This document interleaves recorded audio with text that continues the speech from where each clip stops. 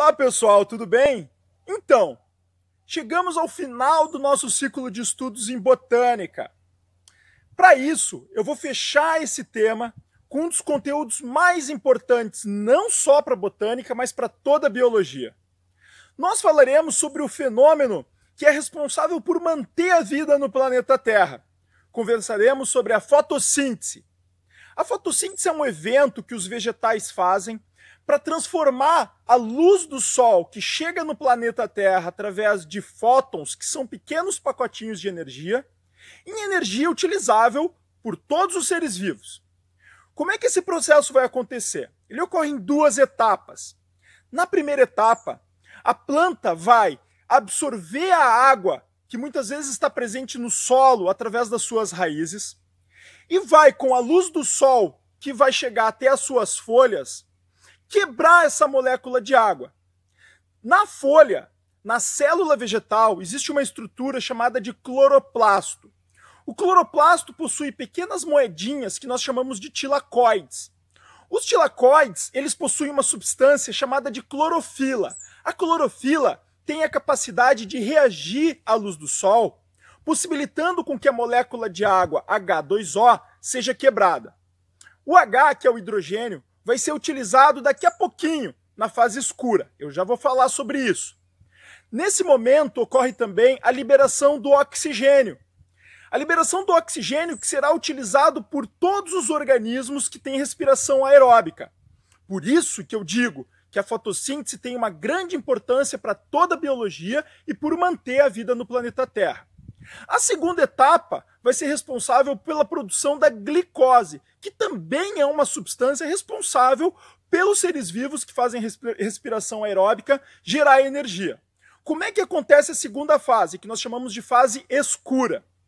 Na fase escura, o cloroplasto, numa estrutura que existe dentro dele chamada de estroma, vai pegar aquele hidrogênio que foi quebrado na primeira etapa, o hidrogênio que existia na água, vai juntar, associando com uma molécula de dióxido de carbono, que é o CO2, que a planta absorve do ar através dos estômatos que se abrem e se fecham na superfície das folhas, para que a planta possa absorver esses gases, e vai reagir produzindo uma glicose.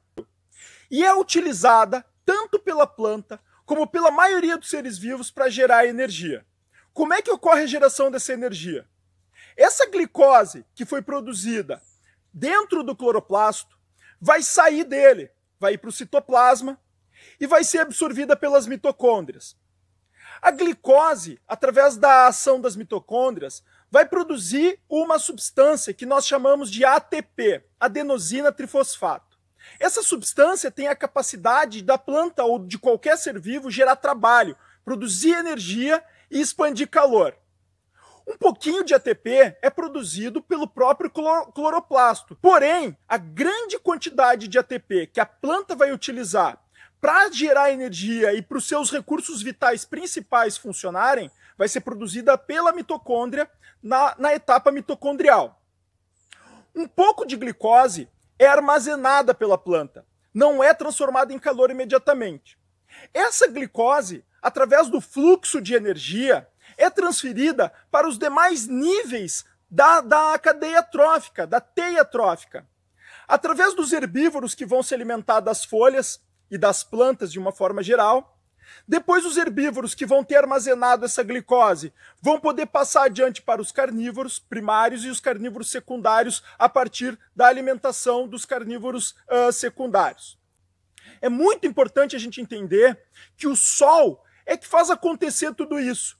Basta a gente observar que as maiores concentrações de biodiversidade no planeta Terra estão nas regiões intertropicais, entre os trópicos, que é onde ocorre a maior incidência de sol ao longo do ano.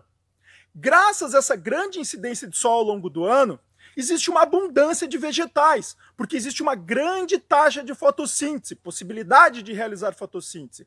Se existe uma grande quantidade de vegetais, que é a base da cadeia e das teias tróficas, vai existir também uma grande quantidade de organismos nos demais níveis da cadeia trófica, o que vai produzir biodiversidade.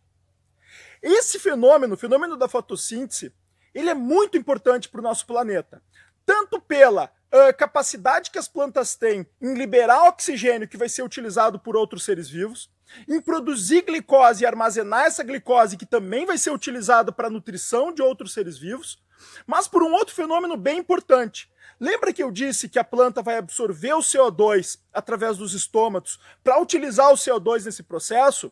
Pois é, o CO2, que é o dióxido de carbono, é uma molécula que existe na atmosfera e que é responsável por fazer o efeito estufa. Quando em excesso, e na maioria das vezes ocorre esse excesso justamente pelas ações humanas, como liberação e queima de combustíveis fósseis, a planta, ao absorver esse CO2, diminui essa concentração de CO2 na atmosfera, reduzindo o efeito estufa. E logo todos os problemas que ocorrem em decorrência dele, como por exemplo o aquecimento global. A fotossíntese é um fenômeno químico importante para toda a biologia. Vários processos biológicos levam relação à fotossíntese. Por isso que é bem importante a gente entender isso. Por isso que foi bem importante eu ter feito essa aula, a última aula do conteúdo de botânica sobre esse tema. Gostaram? Curtiram? Comentem aí embaixo, deixe o seu like. A partir da próxima semana nós entraremos na zoologia. Pois é, deixaremos de estudar os organismos autótrofos para estudar os heterótrofos, os animais, os que dão sequência a esse processo de fluxo de energia no planeta Terra. Um forte abraço, tchau, tchau!